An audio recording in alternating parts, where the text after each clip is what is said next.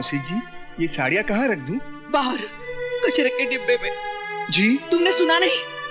ये सब उठा के ले जाओ यहाँ से, फेंक दो इन्हें घर से बाहर। मौसी, ये क्या कह रही हो तुम? मुद्दतों के बाद तो खुशी की एक किरण घर में आई है, उसे भी बाहर फेंक देना चाहती हो तुम? क्यों मौसी, क्यों? काश मैंने तुझे अपनी कोख से जन्म दिया होता। जन्म नहीं दिया तो क्या हुआ? पाला तो है तुमने। यशोदा देव की नहीं बन सकी कभी। कौन कहता है? ये दुनिया। मैं नहीं मानता ऐसी दुनिया को। इसी दुनिया में अमरनाथ भी रहते हैं। जज साहब, क्या कहा उन्होंने? तेरी शादी मधु से नहीं हो सकती। क्यों? क्या कमी है मुझ में? तेरे पास तेरे बाप का सर्टिफिकेट नहीं कि तू उसका बेटा है। तू जायज नहीं, नाजायज है।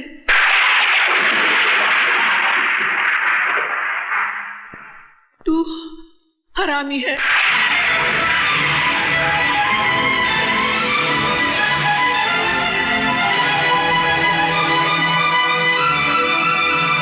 साहब, ये सामान जज साहब ने वापस भेजा।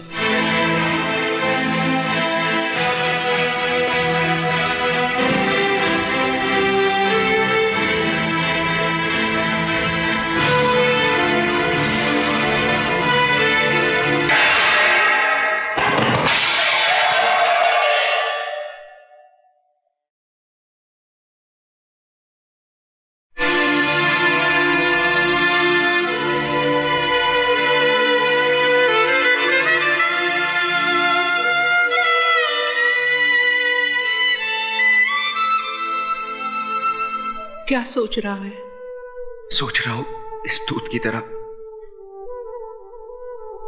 मेरी मां की छाती से दूध का एक कतरा जमीन पे न गिरकर मेरे मुंह में गिर गया होता तो आज मुझे कोई हरामी न कहता, नाजायज न कहता।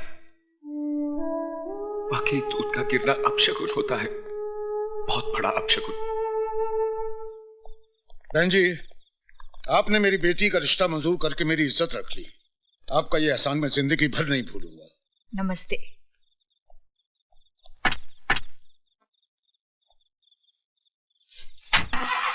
नमस्ते। चल चुप हो जा, तेरे पापा को फोन करती हूँ। I love you. चल। लो ये आ गए। मैं आप ही को फोन करने जा रही थी। क्यों, कोई खुशखबरी है क्या? सुनोगे तो खुशी से नाचने लगोगे। अरे वाह, तो लो हम पहले से ही नाच लेते हैं। सुनो ना, जज साहब आए थे, अपनी बेटी का रिश्ता हमारे राजा के साथ तय कर गए।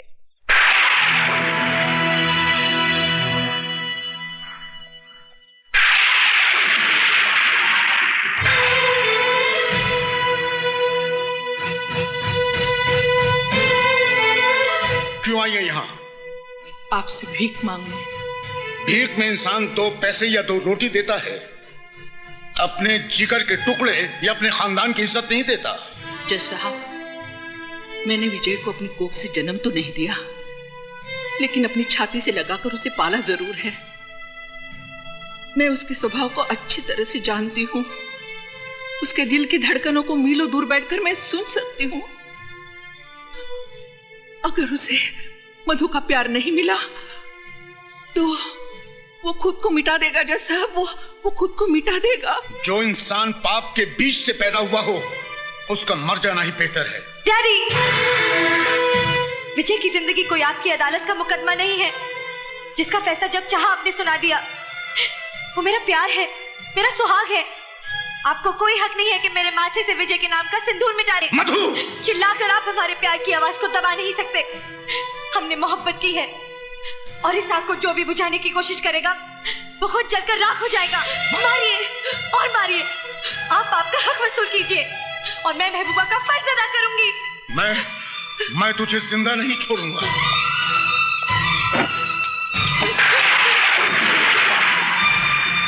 रुक क्यों गए जज साहब? चलाइए गोली। मेरी जिंदगी तो मेरे बेटे के काम नहीं आई, शायद मेरी मौत ही उसके लिए वरदान बन जाए। Get out from here. जा रही हूं जज साहब, लेकिन एक बात याद रखिए, इन मोटी मोटी किताबों से आदमी इंसान नहीं बन पाता। इंसान बनने के लिए उसे दुनिया की भट्टी में तपना पड़ता है। आप तो इंसान भी नहीं बन पाए, फिर आपको जज किसने बना दिया?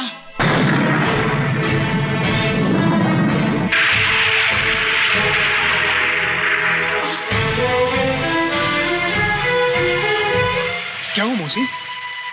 कुछ नहीं, घर ले चल मुझे। मौसी। मौसी तो घर में नहीं है, वो तो जज साहब के यहाँ गई हैं। जज साहब क्या? जी हाँ। साहब मौसी। क्या हुआ मौसी को? मौसी बाहर गाड़ी में साहब। बाहर गाड़ी में? जी।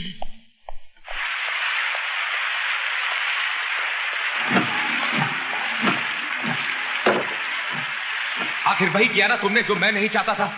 टेक दिया ना उस मगरूर जज के कदमों पे अपना माथा, जिसने हमारी पगड़ी को ठोकर मारकर उछाला था। क्या मिला तुम्हें ये सब करके? बस एक तुम ही थी इस दुनिया में जिसने मुझे अपनाया, छाती से लगाकर पाला, सर उठाकर जीना सिखाया। और आज तुम भी इस बेरहम दुनिया की तरह मुझे एहसास दिलाना चाहती हो कि मैं एक गटर का कीड़ा हूं, मेरा कोई वजूद नहीं। तुम चाहे मेरी जान ले लो, लेकिन मौत से बदतर जिंदगी मत दो। मेरी जिंदगी तो पहले ही बोझ बन चुकी है, तुम मेरे प्यार को भी बोझ बना देना चाहती हो। क्या समझती हो कि मैं मधु के बगैर जी नहीं सकता? अरे जब मैं उस मां के बगैर जी सकता हूं जिसने मुझे अपने पेट से निकालकर कटर में फेंक दिया, तो मधु क्या चीज है? जवाब दो मौसी, मैं तुमसे कुछ पूछ रहा हूं, जवाब दो मौसी। मौसी, देख और रो मेरे मुकद्दर पर। मेरी किस्मत लिखते वक्त तेरे हाथ नहीं कांपे। सब कुछ तो छीन लिया था तूने मेरा, इस आखिरी सहारे को भी छीन लिया। तू भगवान नहीं, एक मामूली इंसान बनकर रह गया है, मामूली इंसान।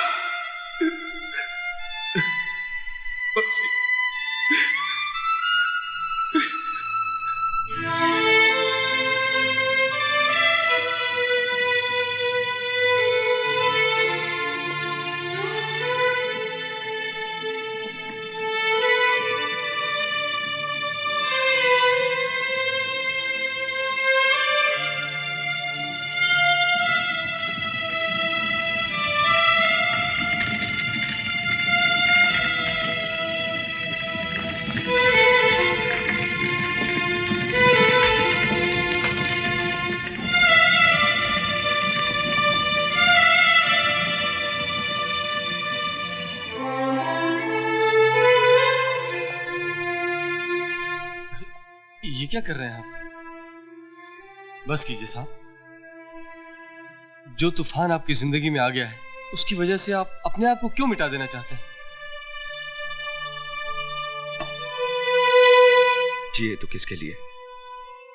जिस मां ने जन्म दिया वही छोड़कर चली गई। एक मां मिली जिसने अपने आंचल में सारी दुनिया की नजरों से मुझे छुपा लिया। तुम्हारे भगवान ने उसे भी मुझसे छीन लिया। कोई नहीं बचा जिससे मैं प्यार कर सकूं या कोई मुझसे प्यार कर सके। क्यों? मधु जी आपसे प्यार नहीं करती क्या?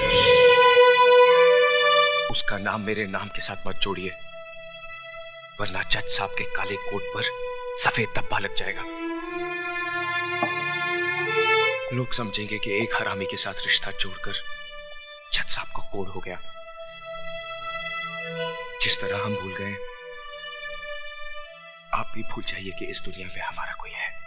तो फिर तोड़ दो इन चूड़ियों को अपने हाथों से, जिन्हें प्यार की कसमों के साथ तुमने मुझे पहनाई थी। मेरे गले में तो तुम मंगलसूत्र नहीं डाल सके, फांसी का फंदा तो डाल दो, ताकि किसी और की बाहों में जाने से पहले मैं अपने आप को खत्म तो कर दूं।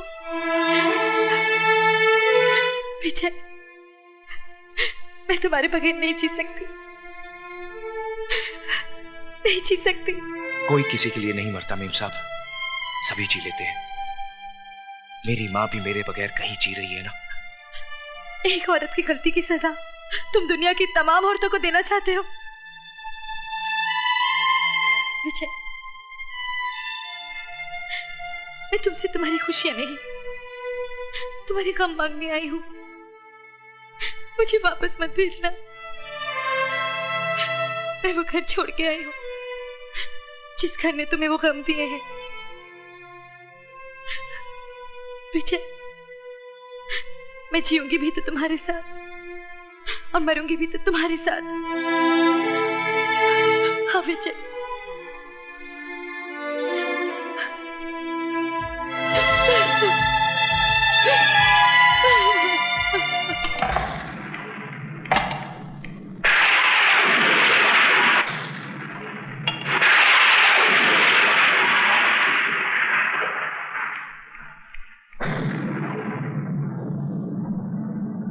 अंधेरे में बैठकर अपना मुंह क्यों छुपा रहा है?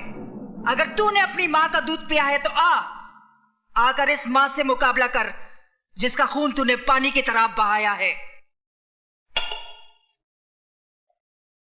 जा कहाँ रहा है? जवाब क्यों नहीं देता?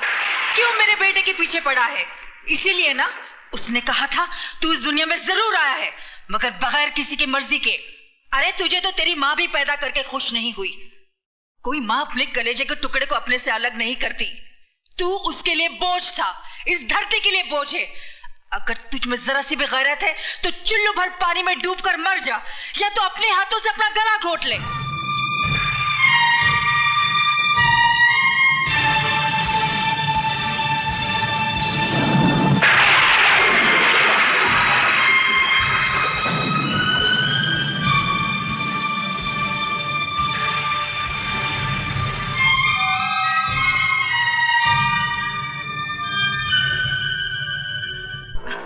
देखो देखो, तुमने मुझसे प्रॉमिस किया है तुम बाइक आस्ते चलाओगे। तुम्हें पता है मुझे बहुत डर लगता है। ओहो, बैठ जाओ। देव प्लीज, मुझे बहुत डर लग रहा है। देव प्लीज आस्ते चलाओ, मैं तुम्हारे हाथ जोड़ती हूँ। मेरी बात कभी नहीं सुनते हो। गॉड, तुम मेरी बिल्कुल बात नहीं सुनती हो। देखो सामने रोको, संभाल के।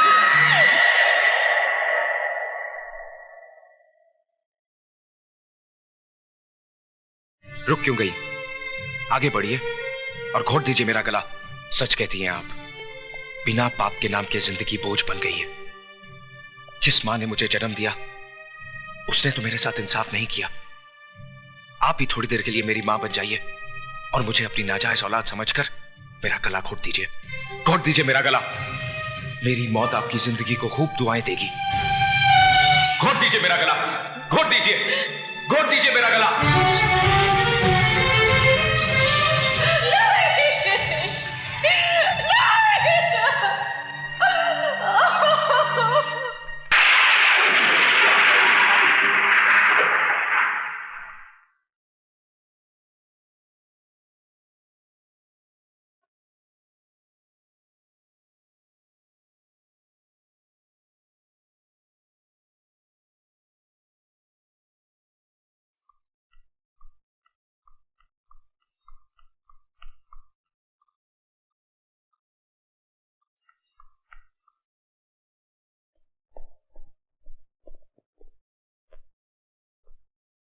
क्या बात है बहना, खाली हाथ वापस आ गई?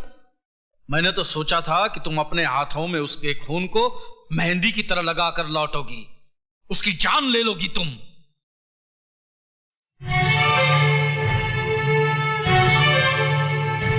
बीस साल से वो मरा हुआ ही था मेरे लिए। क्यों कहा था मुझसे कि मेरा बेटा मर गया? ये तुम क्या बक रही हो? मेरी तो समझ में कुछ नहीं आ रहा। झूठ बोल रहे हो तुम। उस दिन भी तुमने झूठ बोला था और आज भी तुम झूठ बोल रहे हो। बहन, मैं तुम्हारी सौगंध खाकर। तुम जैसे भाई में और एक कसाई में कोई फर्क नहीं है। अगर तुमने विजय की बाप की शक्ल देखी होती तो अपनी मनहूस शक्ल मुझे कभी नहीं दिखाते। ये देखो,